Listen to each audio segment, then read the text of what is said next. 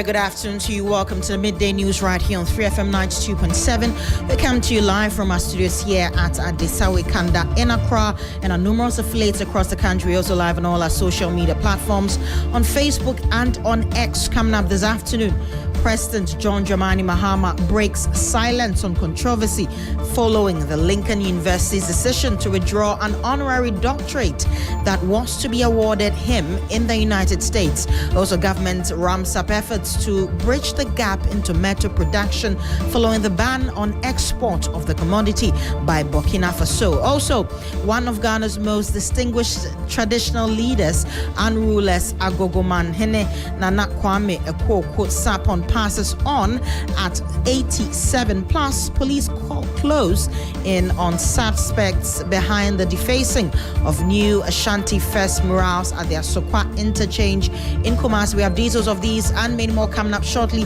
Please do stick and stay with us. My name is Judith Brown.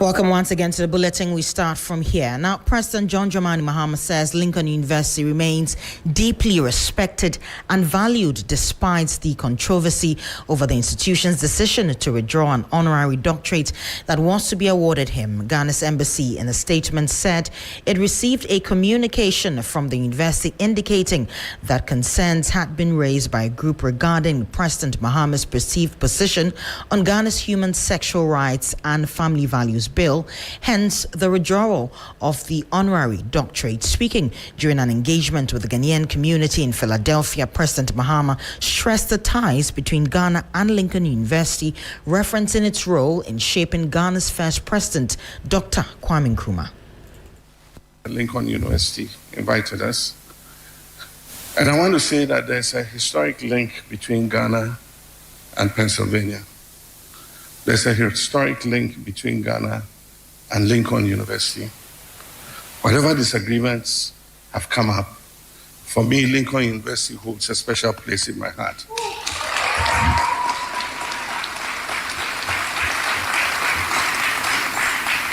Because those are hallowed grounds for Ghana. It is part of our history. We cannot divorce Lincoln University from the history of Ghana. That is where our first president, Osagyefo Dr. Kwame Nkrumah, was nurtured with his intellectual capacity and his Pan-Africanist spirit. And it was from there he took that spark and led the liberation struggle, not only in Ghana, but across the African continent. And so the grounds of Lincoln are hallowed grounds for Ghanaians, and will continue to hold that institution in high esteem. Meanwhile, the president has rejected claims that the recent security recruitment processes were influenced by favoritism, stating that efforts were made to ensure fairness through digital systems. He noted that while the initiative was well-intentioned, it was met with an overwhelming response from applicants across the country, with about 500,000 vouchers sold, with only 5,000 applicants initially considered. He explained that the introduction of technology was aimed at addressing long-standing concerns about partiality in public sector hiring. The intent behind that is in good faith, because there have been a lot of complaints that people get recruited on the basis of who they know. And so this was an attempt to use digitalization to be able to sort through the first wave of the applications. And so when you go online and you apply and you you fill all the fields with your qualification and everything, the computer doesn't know who you are. And so once you apply, the computer has the algorithms that says that this is what we're looking for. And so age and other dimensions are all fed in.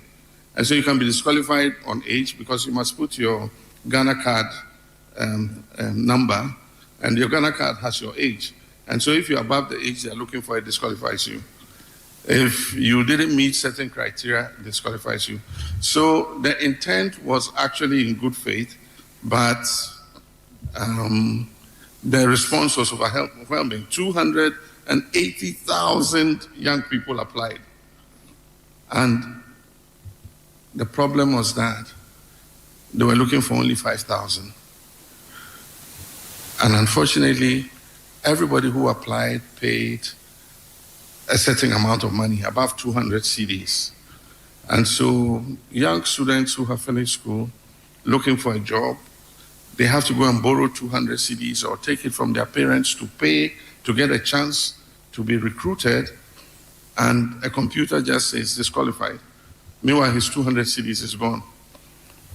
And so we held an emergency meeting, and we decided that we should expand the recruitment. And so instead of the 5,000, we would take 10,000 a year for 4 years, and so 40,000. And what we said is all those who applied, you don't need to reapply. We're going to use the same database to employ, from that database so that you don't have to pay again to go online. Now, away from that, Nana Kwame Akwaku Sapon, the paramount chief of the Asante Achim Agogo traditional area and one of Ghana's most distinguished traditional rulers, has died. He was 87 years old. Now, the Agogo Manhene died in the late hours of Thursday, March 26, 2026, after a short illness. His death brings to a close a reign of more than 50 years on the Agogo stool, one of the longest in the history of the Asante Achim area. Now, born on August 11, 1938, Nana Akwaku Sapon was installed as a Manhene on December 23, 1975, succeeding his uncle, Nana Kwekujia.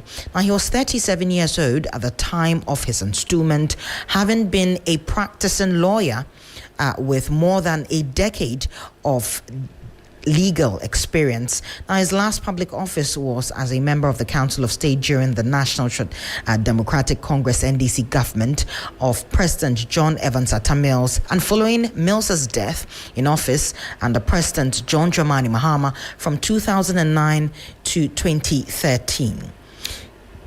Now, under his reign, the Agogo traditional area recorded significant development, including the establishment of the Faculty of Health Sciences of the Presbyterian University at Agogo, the extension of clean water supply across the Asante Achim North area, and the cultivation of 1,000 hectares of teak forests and degraded land.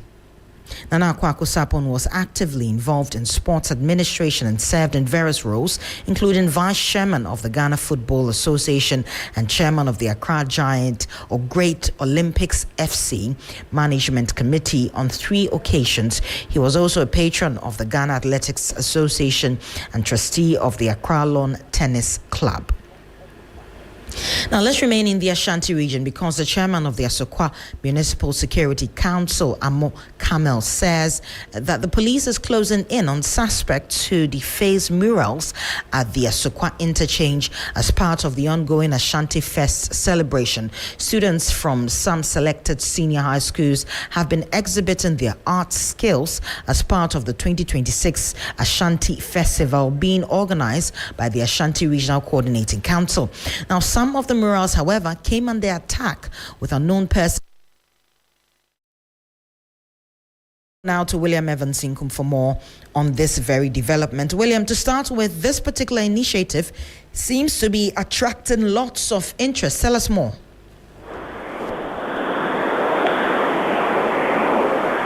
Hello, Evans, can you hear me? Hello. Yeah, Judith. Well, the line is a bit strange. Right.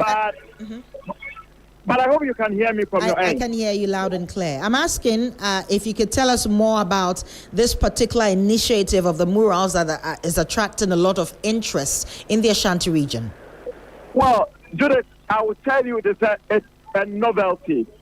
Because if I have to travel with you, looking at the faces of this particular place, I'm talking about just beneath the Asokwa interchange, then I can say that it has a very interesting story. Just after the completion of this particular project, it has gone through some level of phases. initially, this place used to be a den for criminals. Then it became an abode for mentally derailed. Right. Now we are talking about a different story now because it is becoming a commercially viable a place that very soon it will start yielding some level of revenue for the local authorities. Now, what am I talking about here? We are talking about an expression of what Asante region looks like, and it's been expressed through artwork. If you come here, you can see all the Edika symbols. Beyond that, we are talking about leaders who have occupied the highest office as far as the Fourth Republic is concerned. And they all have their pictures here. We are talking about the first president of the Fourth Republic, right? The late Lieutenant Jerry John Rawlings, whose picture is still ongoing, or if you like, graffiti is still ongoing. Then we are talking about the late Professor John Evans Atamas, whose graffiti is yet to kickstart. We have John Adekum Kufuor, whose graffiti is ready.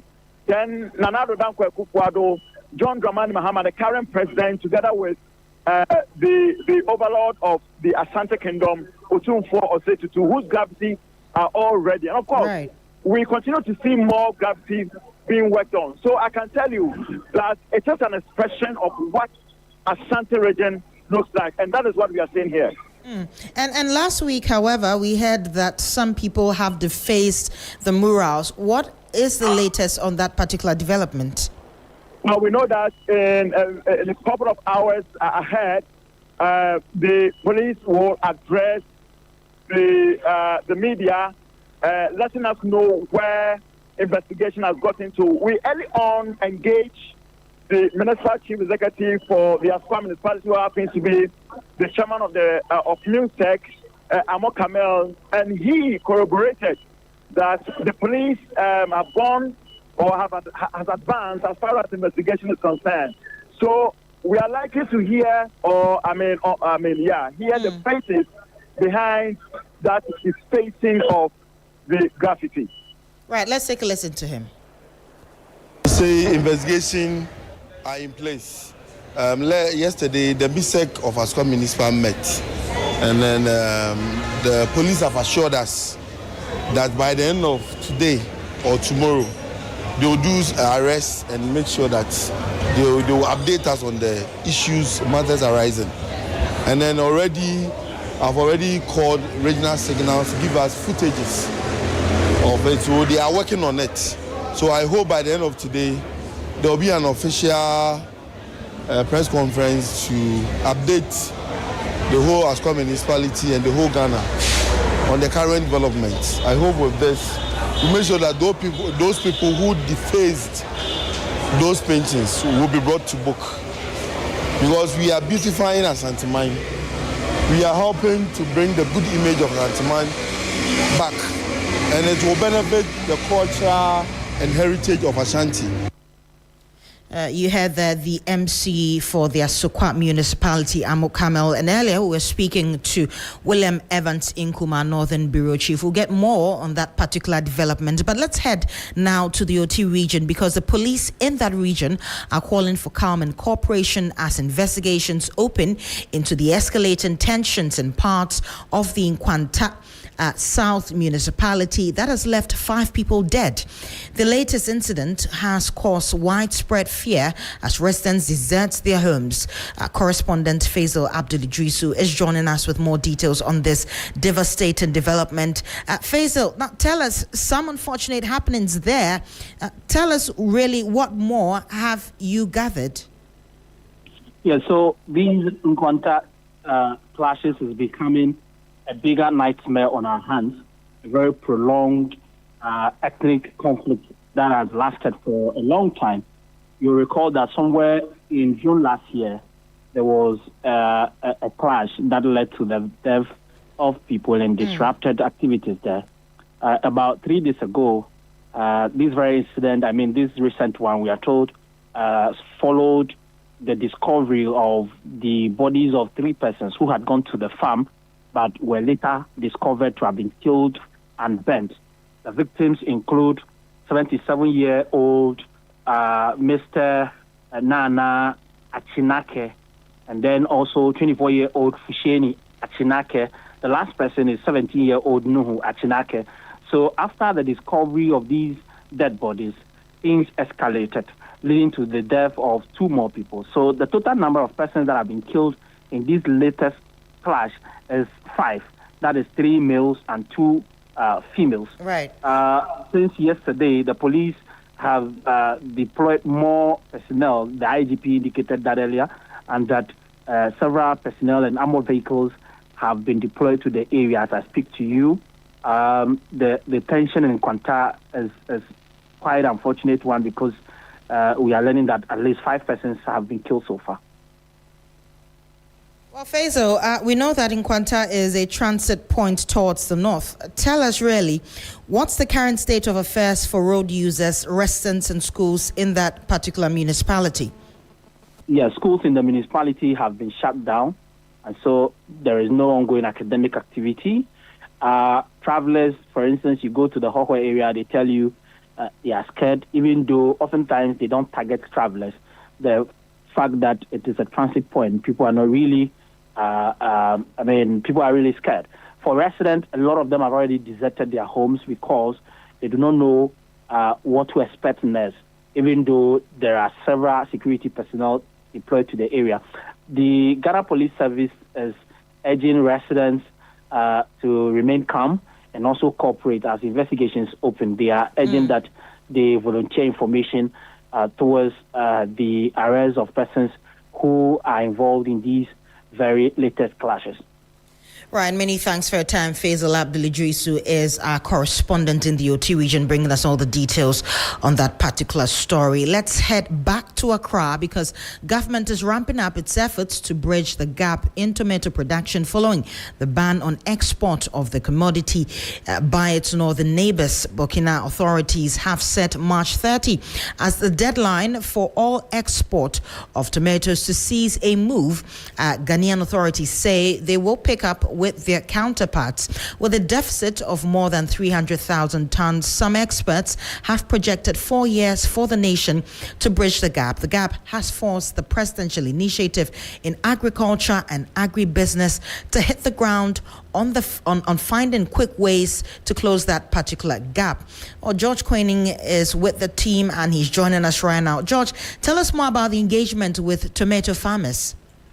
Judith, thank you so much for your time. And so we're coming to you live from Waja Tuba here in Accra. And so there are more than 300 farmers here who cultivate tomato in this very area. You know, if you actually look at the meals we take, breakfast, lunch and supper, there's some elements of tomato. So tomato is a precious, vegetable. And so if that ban should actually take forth, it is going to have dark consequences on all of us. And so it's a reason the initiative has to come here to actually put in immediate measures to make sure the impact will not really be felt. So the farmers also tabled their concerns to the director of the initiative, that's Dr. Patrick Boamo Tukuno. So they have 500 acres of land here, and part of the lands have been encroached on, which is 61 acres. And they even have, these developers have, was determined to that regard. But they want government to intervene and get this land for them.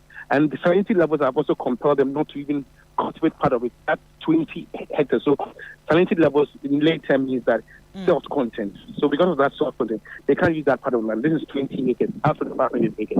So they want government to also help them. They want agrochemicals, and then they also borrow at the banks high interest rates, and the government to give them some sort of financial support. So if government wants these immediate measures to be adopted, they should also come through for them. So government has planned that the varieties that we use here in Ghana is not resistant, and so we cannot really cultivate this all year round compared to Burkina Faso, which have some certain and peculiar varieties. So the CSR has developed some 2 varieties, which is TRI Kwabena Kwabena, TRI Kwaipa, and these are high resistant varieties. And government is going to take it upon itself that they will distribute these varieties to farmers free of charge, give them fertilizers. And when they are giving these to them, they should not really be transactional with them. You tell this is what you want. You go to the bank to take money for these. So you are giving this to you. So don't come and say you want money for anything, because we are giving the things that you need. So don't sell them, and make sure you put them to good use. So all these are coming at free, to these farmers. Judith. Right. Let's take a listen to Otokuno, who has been speaking on this particular matter. His Excellency President John Dramani Mahama ho emma munyina maka.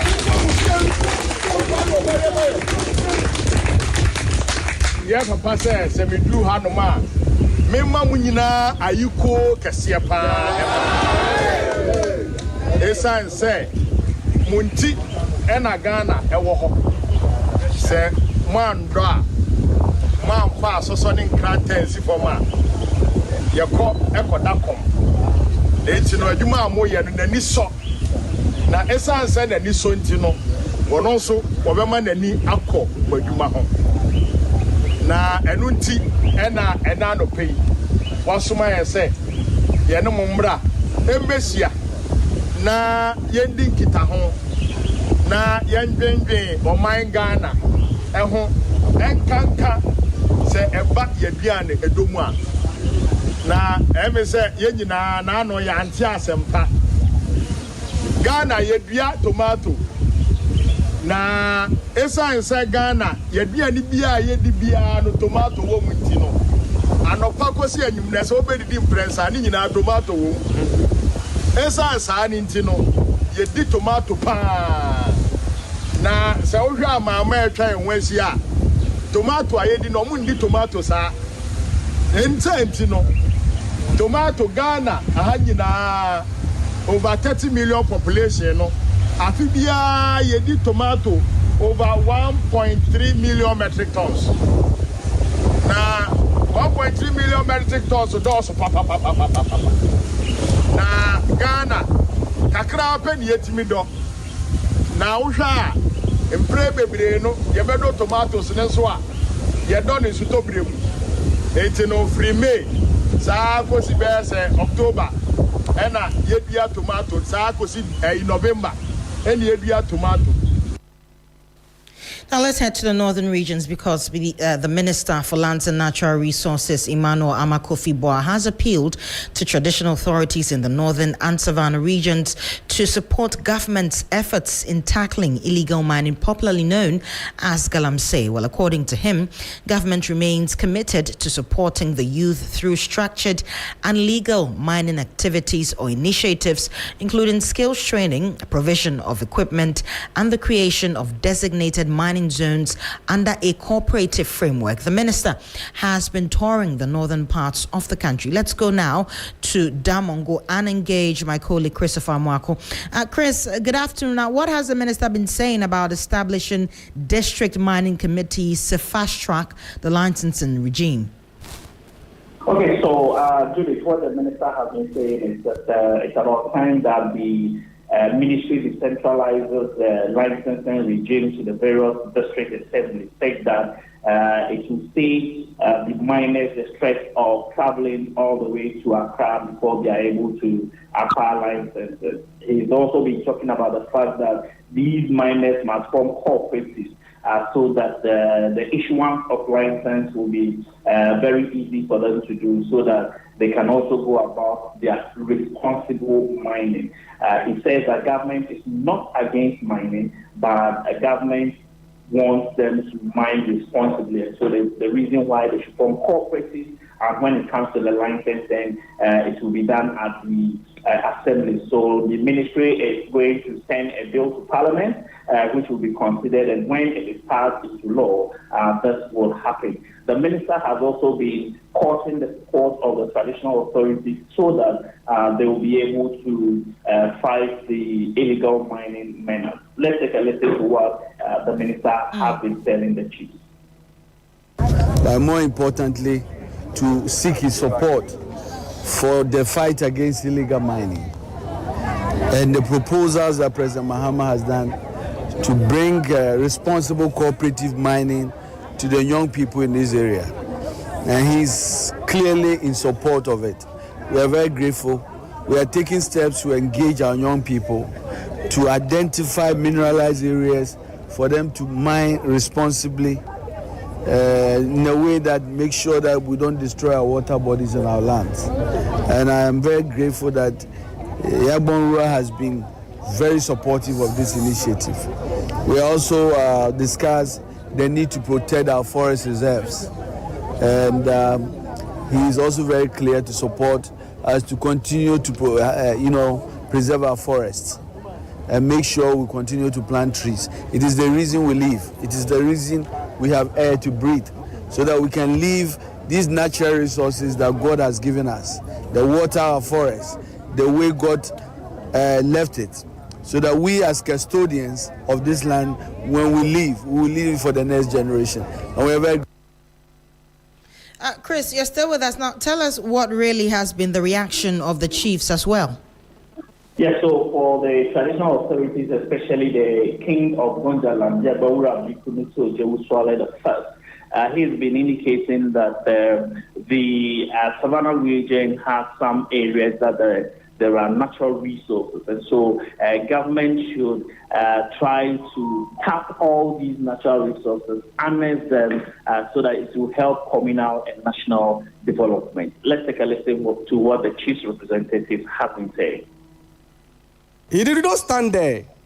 He also mentioned that these natural resources that are on his land, he's pleading with you. He himself is not happy maybe destroying the land or the water bodies. But as you rightly mentioned, our youth, our people are here. No, sorry to say, most of them have not gotten employment yet. They are depending on the mining and other activities, falling of trees and other things that we all know it is not fine. But what can we do? He's pleading, if you could come to their aid or to our aid to bring this scheme of scale of small scale mining, even beyond the small scale mining. If you could come with it to support us and our subjects, our youth, I think we would have been pleased with that. Yagbaura is ever ready. All that you have mentioned here, Yagbaura and his kingdom are ever ready to welcome whatever activity you bring that will support the Gonja kingdom and Ghana as well to grow. If you will not take anything at all, I think for now, the Ghana that we are in it today, his own son is the president of Ghana. Well, you heard the reaction from the chiefs at Yabonwura in that area. Christopher Nwako, many thanks for your time. He's been giving us all the details as regards to tackling illegal mining in the northern region. And before we go, financial analyst Joe Jackson says Ghana is increasingly creating the conditions for foreign dominance within its own economy. He says the growing control of foreign interests is not being forced but enabled locally, raising concerns about how the country manages its natural resources. He was speaking at the MG Economic Dialogue Series on Thursday. Our own underperformance is what has created conditions for foreign dominance. If you don't build a house and somebody builds a house and allows you to come and live in as a tenant, how can you complain? And because we don't build, others build. It's about weak domestic capital. We're supposed to be the number one producer of gold in Ghana. Gold in Africa. We export 7 to 8 billion. 7 to 8 billion annually. Well, you can see who the major producers are. You can see where they stand. They don't even obey our own local content laws. The measly 10% of local content that is required, they won't even meet up to that standard. Some of these companies even buy water from Côte d'Ivoire. They export 40+% of the earnings. Profits, they go away. There's limited downstream processing. Foreign dominance is not the disease. That's not it. Because you see, nobody imposes foreign dominance. It is invited by local weakness. We should hold our heads down because nobody is imposing it on us. It is the fact that we are weak. That's why somebody can take over. We become a global leader in extraction, but not into wealth creation. You heard that Joe Jackson at the MG Economic Dialogue Series on Thursday, ending the midday news right here on 3FM 92.7. Pleasure come to you this afternoon. My name is Judith Brown. Do stay tuned. Business News is up next.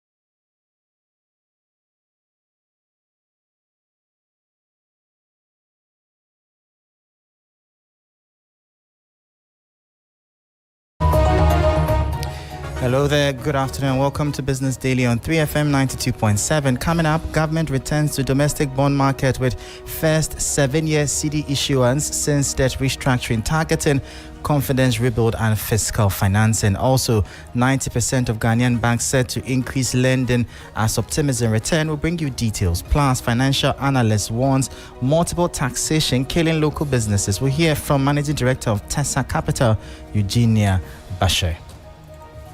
The league is being reintroduced. I am Michael Obodu. Details of these and many other stories coming up shortly. Please stay.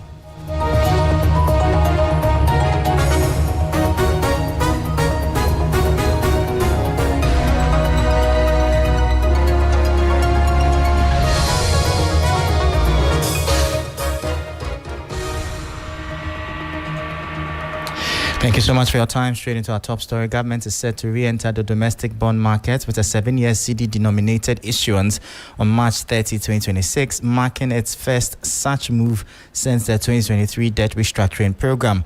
An issuance announcement document cited by 3 Business indicates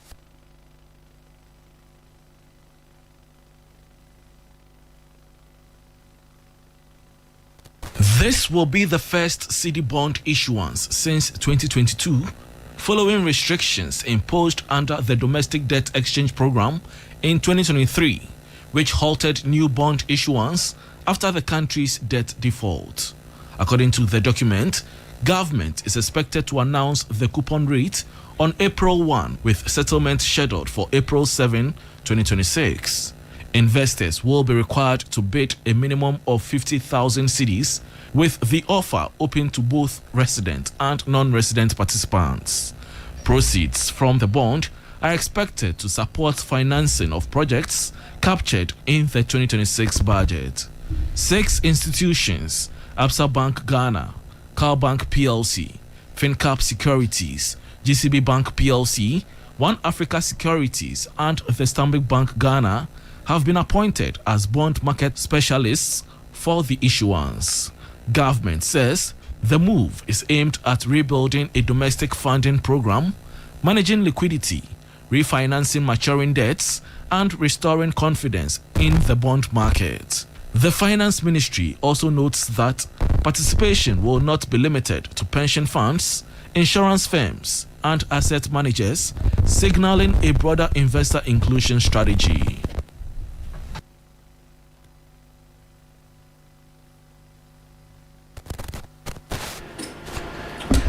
And that was a 3 Business News Desk report. Away from that, the World Bank has announced an immediate scaling up of efforts for emerging market economies as the escalating conflict in the Middle East triggers severe disruptions to global commodity markets and logistics. In a statement released on Thursday, March 26, 2026, the Bretton Woods Institution revealed that several client countries have already made formal requests for assistance. The World Bank warned that rising tensions are now directly impacting energy prices, agricultural inputs, and critical supply chains. The financial impact of the crisis has been swift and significant. According to World Bank data, the global economy is grappling with spikes, including prices surged by nearly 40% between February and March. Shipping costs to Asia have risen by almost 2/3, and prices for nitrogen-based fertilizers jumped nearly 50% in March alone. Beyond energy, the World Bank highlighted that disruptions to major shipping routes are driving up freight costs globally. These supply risks are extending into essential agricultural sectors, threatening food security in vulnerable regions that rely on imported fertilizers and grain. The World Bank Group is moving quickly to help client countries navigate this crisis, the statement read, emphasizing that the institution is prepared to provide support to scale to prevent a full-blown economic contagion. The bank is currently maintaining close engagement with the most affected nations to tailor its financial and technical response to the evolving geopolitical situation. And that was a 3 Business News Desk report. Away from that, a new report by the Chartered Institute of Bankers Ghana shows that nearly 90% of banks expect their lending to increase over the next 3 months, signaling growing optimism in the sector. The findings are likely to be welcomed by the private sector, which has long raised concerns about limited access to credit.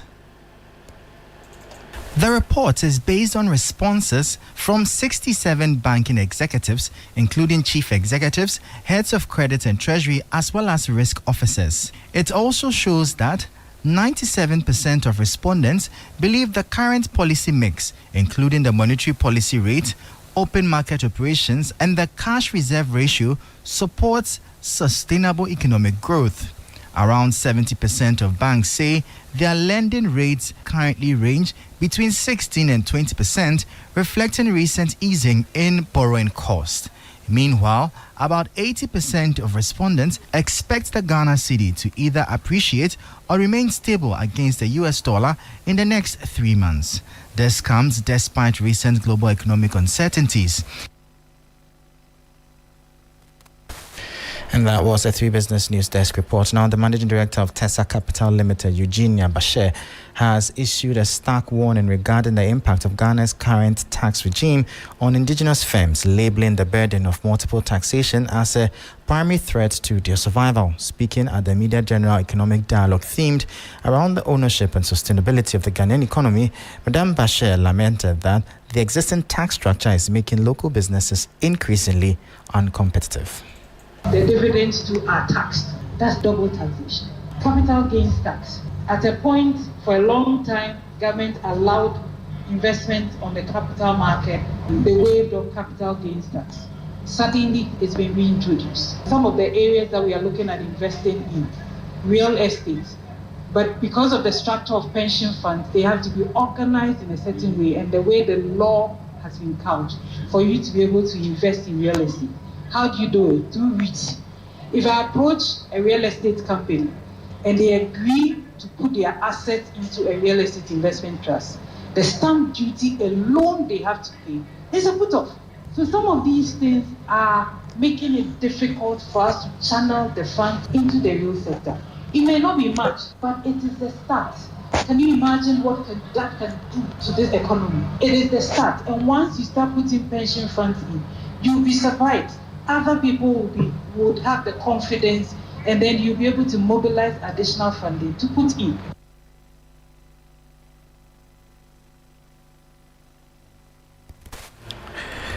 And you heard the Managing Director of Tessa Capital Limited, Eugenia Bashe. Now, the Minerals Income Investment Fund, MIF, has achieved its highest collection since its inception, recording 5.43 billion cedis in mineral royalties inflows. For 2025, this represents a 10.8% increase over the 4.9 billion cedis collected in 2024. MIF Chief Executive Justina Nelson attributed the record-breaking performance to disciplined enforcement and strategic oversight. Madam Nelson also highlighted that strengthening internal controls and reforms aligned with the Public Financial Management Act have safeguarded the fund against procurement breaches during her first year in office. The fund has entered 2026 with a position of strength, reaffirming MIF's commitment to ensuring Ghana's mineral wealth deliver long-term value for the next generation.